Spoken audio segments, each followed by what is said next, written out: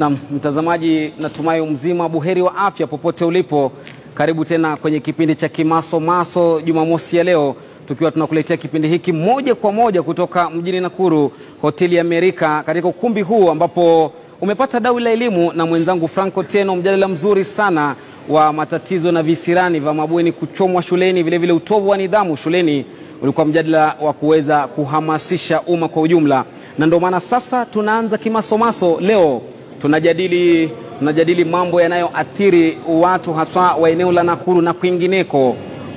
Tatizo la meno kubadili rangi linaloletwa na madini ya fluorine katika maji ya kunywa. Je, tatizo hili linaweza kumfanya mtu ashuke katika hali ya kujiona kwamba yeye ni mtu, ajishushe hadhi, ama ni tatizo tu ambalo wengi wanaliacha na kukosa kulizungumzia? Katika Kimasomaso tunaweka wazi, lakini kwanza wacha tujue ni wageni wapi tuko nao katika studio hii hapa Amerika, si studio ya Nairobi bali hii yetu hapa. Na wa kwanza kabisa ni Richard Rop, mkono wangu wa kushoto kwanza kabisa, ambaye ni waziri wa mazingira katika kaunti ya Nakuru kutoka mwaka wa 2013 na yuko na shahada ya uzamifu ya sayansi na mazingira, msomi huyu, na vile vile amefanya kazi katika Wizara ya Maji kwa miaka 18 katika serikali yetu kuu.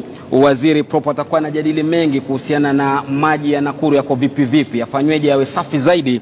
Vile vile katikati ya wageni wetu watatu ni Mama Margaret Wamboi. Margaret Wamboi ni mwathiriwa ambaye labda kianza kuzungumza utaona kidogo si hitilafu, lakini ni meno kubadilika rangi na vile vile mengine kutoka. Ameathirika, anatoka kaunti ya Nakuru lakini eneo la Kikope kule, kabla ya kuelekea zaidi kufika Naivasha. Pia yeye ameathirika, atazungumza zaidi. Ni mama wa watoto 5 na anadai kwamba aliachwa na bwanake miaka 20 iliyopita kutokana na tatizo la meno kubadili rangi na kuwa hudhurungi. Mwisho kabisa ni Daktari Joel Kariuki ambaye ni daktari wa asili ama daktari asili wa kutumia miti asili.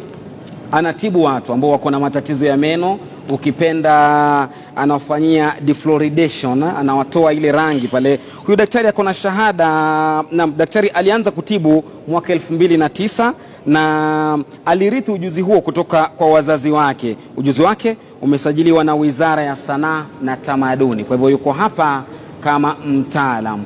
Naam, kwa hivyo kabla ya kwenda kwa vidokezo tujue kulikoni, labda mwanzo tupate kisa changu ili tuweze kufanya mjadala huu. Mtazamaji, unaonaje wewe uachwe na mchumba wako, uachwe na bwanako, uachwe na mume wako kwa sababu ati umebadili meno, yamebadili rangi, yameanza kuwa kahawia, hudhurungi? Hiyo ndo hali aliyopitia Winnie Wamboi, msichana wa miaka 29 ambaye alikuwa ameolewa tena akaachwa na watoto 2. Kisa bwanake alitafuta ndogo binti aliye na meno safi meupe pepepe.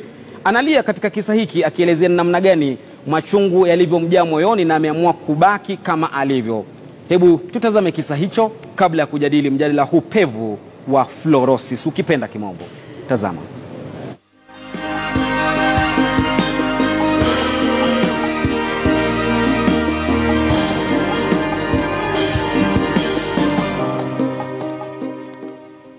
Shida ilikuwa tu ni hiyo, hakukuwa na kitu kingine. Kwa hata unaona mwili yangu yenyewe iko sawa, but meno na hizi mifupa tu ndizo zinaleta shida.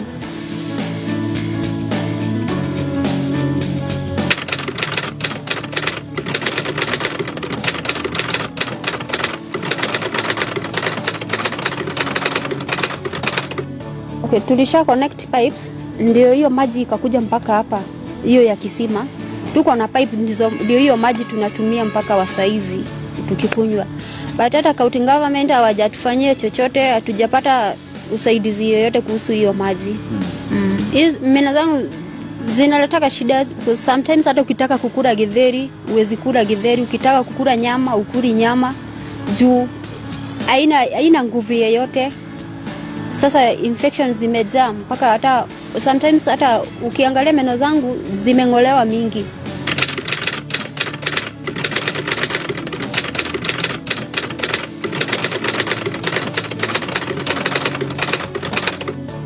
Niko na age ya 27. Nilikuwa nimeoleka 2010 mpaka 2012 tukaachana na bwana. Tulianza kufurugana, hataki mtu mwenye ako na uchafu hataki mtu mwenye ako na uchafu. Sasa akasema anaenda kutafuta mtu mwenye anajua kuoga. Nilimwambia, akaniambia kwao watu hawakaagi hivyo. Kwao meno yao inakuwa ya white, sio ati yenye imewekwa ni kama chapati.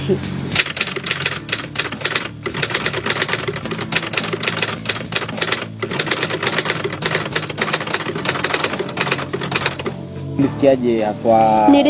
Nilifeel vibaya sana. Nikafeel tu vibaya. Ni ile tu sikutaka kuonyesha nimefeel vibaya, but nikatoka tu juu sikutaka mambo ingine inikujia. Sasa nikajitoa tu kwa amani bila kuenda na stress. Sikujiweka stress, nikatoka tu.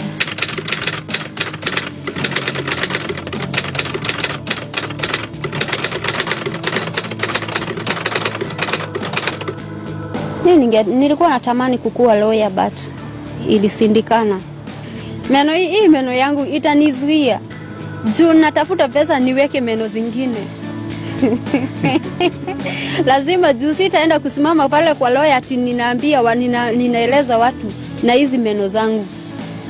Itanibidi sasa nitafute pesa niwekwe zingine, na hiyo ndio sitaki.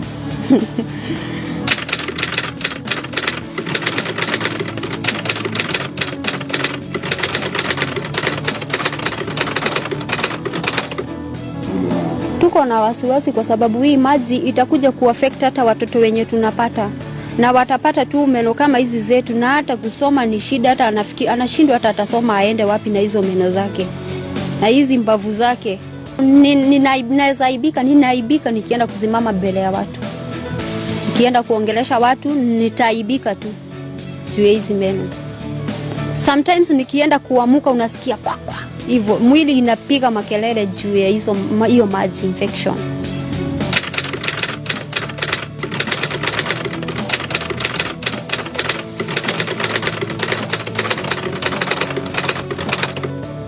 So tungependa usaidizi kwa hiyo maji iwe treated, at least tuone kama hata watoto wetu watakuwa hawana hizo infections.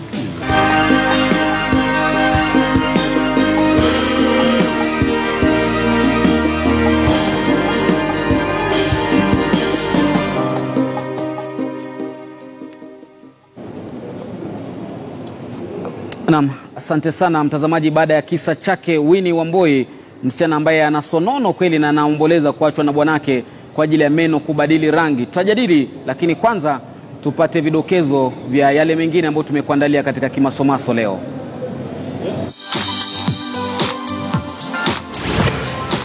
Hataki mtu mwenye ako na uchafu. Sasa akasema anaenda kutafuta mtu mwenye anajua kuoga. Binti wa umri wa miaka 29 aliyekuachwa na bwanake, kisa ni meno kuwa rangi hudhurungi. Wakenya watoa maoni yao kuhusu madhara ya madini ya fluorine katika maji wanayokunywa. Je, yanaathiri urembo na mahaba? Na katika vimbwanga, jamaa azidisha ubunifu na kutumia mkebe kama shawa ya kuoga.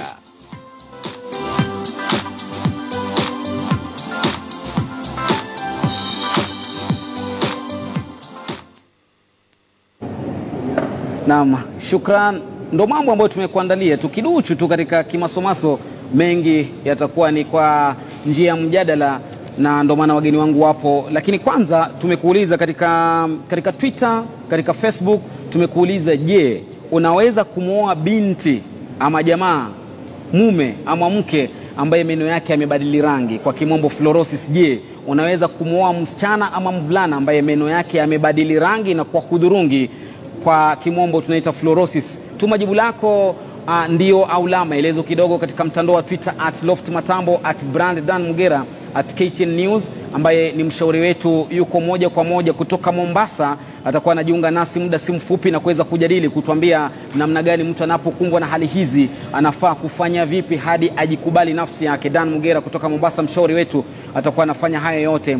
Na katika swali hili haswa tunalenga watu wa mji wa Nakuru, ambapo tunaadhimisha mwaka mmoja KTN News tangu kubuniwa na kuzinduliwa. Ukijibu tuambie unatoka wapi. Iwapo unatoka Nakuru, niko na zawadi, niko na t-shirt ambazo zimeandikwa KTN News. Kwa hivyo kwa wa kwanza kutuma labda jibu lako na kuchangia mada hii, alafu baada ya kipindi tu kuwa tayari ange hapo nje ya lango la Hoteli Merika, nitakuwa na kukabidhi zawadi ile. Nitakwambia ni zawadi gani, lakini wewe tuma zawadi nzuri tuko chokocho ili tuweze kusherehekea pamoja tukisema happy birthday KTN News, ikiwa ndio hashtag yetu. Naam, wageni wetu, tuanze na waziri Rob. Wewe ni waziri wa maji na vile vile mazingira na kawi katika kaunti hii. Umeona kisa chake Winnie, binti Winnie. Matatizo haya najua si mara ya kwanza kuyasikia. Hisia zako ni zipi kutokana na wakazi kulalamikia visa hivi miaka nenda miaka rudi kama chake Winnie? Asante sana. Mimi kwanza naitwa Richard Rob. Ile umetomuka, mimi ni waziri wa maji katika Nakuru County, na sasa mimi nimehusika sana na maneno maswali ya maji kuwa chafu ama kuwa mzuri. Mimi ni water analyst, na ningependa kusema kwamba vile umesema dada yetu ameathirika kutokana na madini ya maji kuwa na fluoride ambaye imeharibu meno yake. Nakubaliana kwamba hiyo, unajua hiyo sio mapenzi ambaye yeye mwenyewe alipenda, lakini ningependa kusema kwamba hiyo ni madhara ambayo inatokana na hali ya maji tu kukunywa ile iko na madini ya fluoride ambayo inaweza haribu, lakini haina shida zingine ambayo inampatana na hizo. So hiyo ni kudhulumu yeye. Nasema hiyo ni sio mzuri kama kibinadamu. Asante. Daktari, umetibu sana hawa watu kwa kutumia mitishamba ama njia asili. Unahisi vipi ukipata kisa kama hiki cha Winnie? Pale kuna changamoto kubwa. Sengine unakutwa na sana sana wasichana ndio wameathirika. Wanaume sana sana ni wakuje saa ile sasa amesikia kuna uchungu, mambo kama hiyo, lakini yeye hajali. Lakini wanawake ndio wako na shida sana sana ladies. Au unakuta wakishafika pale tu anakuambia daktari, mimi maisha yangu iko hatarini, naomba uniokoe. Hatarini tena? Ako hatarini. Anasema sasa maybe hawezi kisi mtu, hawezi enda outing akiwa namna hiyo. Ameshapitana na watu wengi wakimwambia sasa, wakimreject, wanamwambia wewe siku anatarajia smile yako iko namna hii. Siku nyingine hakuna mambo ya outing, umenilete down. So anakuja kama analia. Kwa hivyo ni hali halisi. Hiyo ni mambo ambayo wakazi haswa wa kaunti ya Nakuru wanapitia. Nakuru sana sana, Naivasha ndio namba moja. Na Nakuru pia rekodi zenye niko nazo pale, sababu nimeshatibu watu wengi, nimeshaosha watu wengi, ni ya Kagoto na Egerton na Bondeni hapa chini. Hapo ndio shida ime. Asante. Tutakuja kwako tuelezee zaidi ni watu aina gani haswa tofauti na Winnie unaokumbana nao katika kuwaosha na kuwasafisha. Mami Margaret, umetoka mtaa mmoja na Winnie, msichana ambaye ameathirika. Visa kama vile ukivisikia tena na tena unahisi vipi? Huko kwetu si kuzuri kwa sababu ya maji. Mimi nimekaa huko kama miaka 30. Miaka 30? Ni kwa sababu nilikuja nikiwa mdogo. Na kutoka siku hiyo hatukukuta maji ingine, ni hiyo hiyo tu. Tukaendelea tu na kutumia. Sasa kupata bwana wewe alinitupa kwa ajili ya meno. Miaka mingapi hiyo mami iliyopita? Kama tulikaa naye kama karibu miaka 10. Ndio nipata watoto hiyo 5. Lakini aliniwasa kwa sababu ya meno. Meno yangu inakaa kama sapati imewekwa jikoni. Kwa hivyo meno yako naona kuna baadhi yametoka. Sijui kama kamera yetu inaweza kumfikia mami tuone yale meno yalivyo pale. Sinaona vile nimekatika. Manake anasema meno yamekatika. Sijui kama kamera yetu inaweza enda karibu zaidi tuone meno ya mama yako na rangi. Ile ndo hali ambayo tunazungumzia. Meno yako na rangi na vile vile kuna mengine pale chini yameng'oka. Na nikukatika. Nikukatika amekatika. Kwa sababu ya hiyo maji. Naam. Sijui kama tunaweza mpata mshauri wetu kutoka Mombasa, yuko tayari tuweze kuzungumza naye atoe maoni yake. Na wakati akijitayarisha ili kuweza kujiunga nasi, yuko tayari? Naam. na tukimpata bila shaka atakuwa anachangia, lakini tukirudi kwako Mami baadaye kidogo, wacha tupate taswira ilivyo katika kaunti ya Nakuru kutoka kwa Waziri Richard Rob. Hali ikoje? Hili tatizo la maji kuwa na madini ya fluorine lilianza lini na limeathiri watu namna gani katika utafiti wako wa kuhakikisha kwamba watu wanapata maji safi? Manake ndio shughuli yako. Asante sana. Vile dada yetu amesema, unasikia amekaa miaka 30 akiwa anakunywa hizo maji sababu hakuwa na shida hii, hakuwa na maji ingine. So ningependa kusema kwamba hii maneno ya fluoride, madini ya fluoride kuwa kwa maji iko sehemu mingi sana, sio Kenya peke yake. Ukiangalia Rift Valley inaanzia kutoka Jordan ikuje Egypt, Libya, ikuje Ethiopia, Kenya mpaka Mozambique. Hii belt yote utapata kwamba kuna hiyo madini. Na baadhi ya hapo ni Kenya ambaye Nakuru ndio tuko central kwa Rift Valley ambaye tunaathiriwa vibaya na Baringo. Na nikikuja katika sehemu yetu Nakuru utapata kwamba sehemu ambayo imeathiriwa sana ni Naivasha. Naivasha, hii maji ya madini sio maji, ni ile maji ambayo tunaita ya borehole. Ile tukidrill unaenda kiasi ya mita 100 chini kutafuta maji. Utapata kwamba wakati volcanic wakati wa volcanic ama wakati Rift Valley Formation ilikuwa inafanyika, ni kusema kwamba hii fluoride imechanganyika na mchanga. So wakati maji iko chini inapata kwamba maji inaabsorb hii fluoride na inaingiana na maji. Sasa wakati una drill unapata hiyo maji, utapata kwamba iko na fluoride. Na fluoride unajua ndiye inaathiri meno kama mwanadada yetu vile ametuonyesha. Na utapata kwamba kuna permissible level ambayo inatakikana. Tukipima utafiti ya laboratory ama World Health Organization inatueleza kwamba madini ama fluoride isizidi 1.5 milligrams per liter of water. 1.5 milligrams ama 1.5 ppm. Hiyo ndiye isizidi. Tunajua kwamba kuna benefit ingine ambaye fluoride nayo inaweza kusaidia, lakini utapata kwamba boreholes ambaye ziko katika sehemu za Nakuru, Naivasha, wapi utapata inazidi inaenda mpaka hata 10 milligrams per liter. Na watu wakinywa hiyo maji sasa ndio utapata kwamba inaleta shida ya hiyo meno. Na Waziri, labda kukuchachawiza zaidi, baadhi ya wenyeji wa Nakuru ambao tumezungumza nao wamehoji kwamba hawasaidiwi katika kuonyeshwa ni wapi wachimbe kisima. Kwa hivyo naamini katika utafiti wenu, kama wewe ulivyosomea masuala ya mazingira, mnafaa kuwaongoza watu hapo ukichimba maji yako safi hapa, lakini hakuna ufahamu. Kwa hivyo mtu anachimba kisima popote tu, madini hapo wanaanza kuharibika. Kwa nini kuna hizi lalama, Waziri? Ningependa kusema kwamba unajua saa zingine mtu anasemanga heri uwe na maji hata kama ni javu kuliko bila maji. Ile mwanadada amesema. So utapata kwamba tumemap out, tunajua areas ambaye ukichimba chini utapata maji iko na madini ya fluoride inayositi kiwango inayotakikana katika World Health Organization. Lakini sababu unapata binadamu naye saa zingine wanakosa namna kabisa, wanakosa, hakuna service water. Unajua kama hakuna maji ya mito, hiyo ndio sasa inaleta shida. Lakini ile maji ambayo inatambaa ama inatembea ndio haina hizo madini ya fluoride.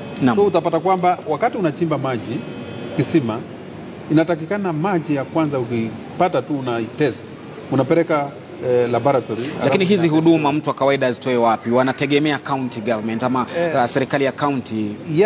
Nataka kueleza kwamba sisi kama county government tuko na laboratory yetu ambayo ina test hii maji. Na tuko na maofisa yetu ambayo wako katika sehemu za vijijini huko. Na tunaeleza ama tumesambaza hiyo ujumbe kwamba tukichimba maji lazima tuipime na tuhakikishe kwamba hiyo level iko sawa ama iko juu ama iko chini. So hiyo wananchi wako wanajua. Na ningependa kusema kwamba katika radio tumekuwa tukienda katika radio kama Amani, Radio Amani na maradio zingine local ambazo ziko Nakuru kuhamasisha wananchi wa Nakuru ili wajue madhara ya hii maji ambayo. Mama Wamboi, anavyosema waziri ni kweli kwamba mmetembelewa, mmeelezewa ni wapi mchimbe kisima, ni maji yapi hayafai, ni nyinyi mnapuuzia ama hamna ufahamu? Sisi hatujatembelewa. Hamjapata ufahamu? Kwa hivyo nyinyi mnakunywa maji popote kivyovyote? Sisi tunakunywa tu hiyo maji. Hakuna maji ingine. Na ile maji iko huwezi pata, hiyo ni ya matajiri. Kwa sababu kuweka hii yako Naike kuweka ni pesa mingi. Sasa mtu kama mimi siwezi pata hiyo pesa. Kwa hivyo ni swala la mihela labda. Ndio tunatumia tu hiyo maji. Anasema ni maji ya matajiri na ni kweli waziri, maji yaliyo kwenye mfereji, kwenye mabomba. Sio kweli, wacha nikueleze kwamba katiba ya Kenya sahihi inaturuhusu kusema kwamba ni haki ya kila binadamu apate maji, uwe na mali uwe bila mali. Maji na maji safi. Maji na iwe maji safi. Na tumehamasisha kama county government, tumehakikisha kwamba maji inapatikana kwa kila mwananchi. Inaonekana hapa bado kazi ipo waziri. Labda niseme tu kidogo, hii maji sio bei kali. Ukiangalia ile connection fee yake ambayo labda inaitishwa kama shilingi 1,000, alafu labda monthly bill ya shilingi 500, kama mtu utakuwa unalipa 500 mpaka 1,000 kwa kila mwezi, utapata sio expensive ama sio bei kali hiyo. Afadhali. Lakini ukilinganisha afya yako na maji, basi chagua hii maji vile mwanadada amesema inatoka Konoike, inapitia process kubwa sana. Tunaitreat, tunaiprocess, tunaipeleka kwa pipe mpaka ikuje mpaka mlango yako.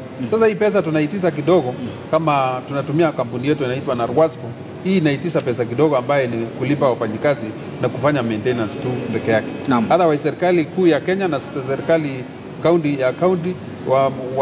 wanajua kweli maji lazima ipatikane kwa wananchi wote. Asante waziri, tutarudi kwako tena tuangalie ni rasilimali gani, maziwa mengi sana kaunti ya Nakuru tunayatumia vipi kusaidia hawa raia, lakini baadaye daktari wetu Joel, umesafisha sana watu meno sana. Hebu tuelezee ni visa vipi ambavyo umekumbana navyo, maanake tunaangalia hali ya kawaida, mwananchi wa kawaida mbali na kunywa tu anaathirika vipi katika maisha yake ya kila siku. Umekumbana na visa gani pale? Sana watu huwa wanakuja na shida ya kuumwa na mifupa, wengine huwa wanaumwa, ni watoto wadogo tu, akianza kunywa hii maji wanaanza kuumwa na meno, na huyo mtoto unajua huwezi muosha meno. So na mimi huwa singoi, maybe una refer mtu aende mahali anaweza fanya nini kungolewa. Wengine ni wa diabetes, mmoja anaumwa na meno kama 10, akienda hospitali anaambiwa hawezi ngolewa, mpaka sasa atafute huduma mahali pengine. Sasa anakuja wangu, sasa ukimwangalia ananuka mdomo, meno inatingika, na ni ile tu maji. So hao watu wanakuwa na shida nyingi, pia huwa nawahurumia sababu usiwezanani nao. Pia kuna hao wengine wa kunuka mdomo. Unakuta mtu ni mrembo, maybe mtu wako kwa ofisi mahali fulani, lakini mdomo inanuka mpaka anakosesha watu amani mahali anafanyia kazi. Wengine wanaletwa mbio na wanawake wao, wanaambiwa sasa hii wageni wamelalamika sana, mimi siwezi ishi na mtu kama wewe. Huyo ni mwanamke maybe hajaafektiwa na maji. Lakini unakuta analetwa mbio na anaambiwa sasa usipoosha hii mdomo, wageni wamepotea, sasa kwenye tuko bedroom hata sisi tulipotea, unaishi peke yako, haiwezekani, lazima uoshe mdomo. Analetwa kwako, huwa nina madawa. Ukishaosha mtu maybe mtoe hiyo kara ya meno, aende pia kunywa ile maji, huwa shida pia inarudi tena. Kabla sijai jua ni nini ninaosha mtu alafu akienda meno inarudi, kuna dawa huwa sikuwa ninawapea. Kwa hivyo hiyo dawa iko na calcium. Ni miti iko na calcium. Akishaenda akunywe na ingine ya brush nayo, hata akikunywa hiyo maji haiwezi affect yeye tena. Kwa hivyo ni jinsi mtu anavyojichunga, sio? Ndio hiyo. Labda nikikuuliza swali Daktari Joel, ushaipata watu wapenzi wamekuja wameachana, labda mke na mume wametalakiana kwa sababu ya matatizo hayo? Kuna hata mama mwingine juzi alikuja akiwa na slippers, alikuja mbio akaniambia, Joel, na kuomba tu, bwana yangu ameshapotea, nisaidie. Na hii anatoa mashilingi kama ya 2,000 hapo, 10 na 2020 anaziwekelea hapo. Anasema sasa mimi hii ninawachagiwa 100 kila siku, nimeweka 2020 mpaka ikafika pesa ngapi? 2,000. Kwa hivyo nisaidie ndio nipe bwana yangu smile arudi nyumbani. Anataka tu smile. Bwana alipotea. Kwa hivyo smile muhimu daktari. Akachekeshwa huko, akahepa. Akapewa smile ya nguvu. Na akaenda na pesa yote ya school fees na nini. Sasa bibi analia. Namwambia rudisha hiyo pesa. Ninamtengeneza tu. Na visa vingine kama hivyo vipo. Ziko kwa wingi. Daktari Joel akiendelea kutupa visa vyake vya ajabu. Tutachukua pumziko kidogo kutoka Hotel Merika hapa Nakuru, na tumekuuliza swali, labda tukiondoka tu endelea kusema nasi. Ewe mkazi wa Nakuru, tuambie unatazama kutoka wapi, uko Nakuru. Jibu ndio au la. Je, unaweza kuwa mke ama mume ambaye meno yake yamebadilika rangi na kuwa hudhurungi kahawia kwa ajili ya maradhi haya ama matatizo haya kimombo fluorosis, kwa ajili ya kwamba kuna madini ya fluorine katika maji anayotumia huyo mtu? Tutachukua pumziko, sema nasi katika Twitter @LoftMatambo, @KTN News, @Brandon Gera mshauri wetu. Mtakuwa naziangalia baadaye. Tukirudi tuchukue pumziko kidogo, siende mbali.